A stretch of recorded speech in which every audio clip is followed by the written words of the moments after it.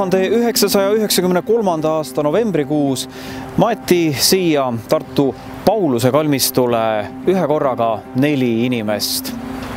Aili, Meelis, Merlen ja Donald. Kõik ühe pere liikmed, ema, isa ja nende 2 last.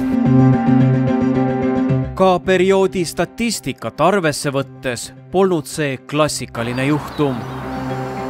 Kuigi 90ndate algus oli täis veriseid tapatöid ja julme arvete klaarimisi, suutis see sündmus kogukonda eriliselt jahmatada. Loomulikult, sellised sündmused jahmatavadki ja 5 surnukeha ühel sündmuskohal. No ega siin ei olegi ajas kinni, eks, et need on tavaarusaamisest, tavasündmusest niivõrd erakordselt teistsugused ja eks ta loomulikult jahmatas, jah.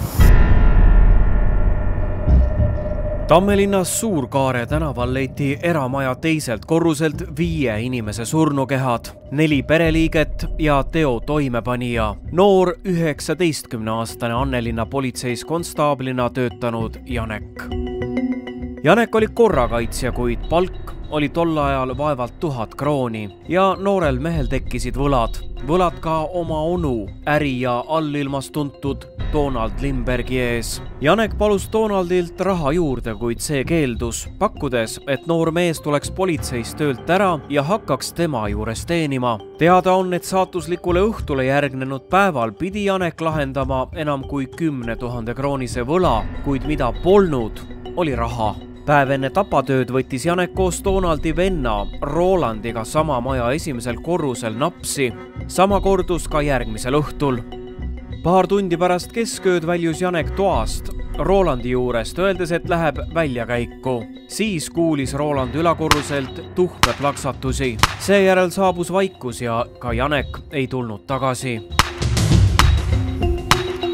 Tapja tegi majas 14 lasku. Tapmise järjekorda päris kindlaks teha ei õnnestunud, kuid suure tõenäosusega lendasid esimesed kuulid Donaldi suunas. Siis järgnes ilmselt paukudest ärkvele ehmunud Aili. Kumb lastest oli esimene ohver, pole selge. 12-aastase Merleni asendist võis aga välja lugeda, et ta püüdis end nagu lastele kombeks teki alla peita. 14-aastane Meelis tapeti ilmselt une pealt. Kõik lasud ei tabanud.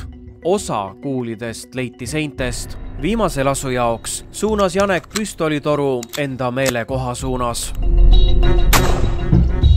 Enne saatuslikke laske oli Janek viibinud noore neiu juures, kellele ta lahkumise eel oli lausunud: kui ma 2 tunni jooksul pole endast märku andnud, siis ei kohtu me enam kunagi. Samal ajal oli Janek tühjendanud padrunipideme oma taskusse ja kinkinud neiule oma foto.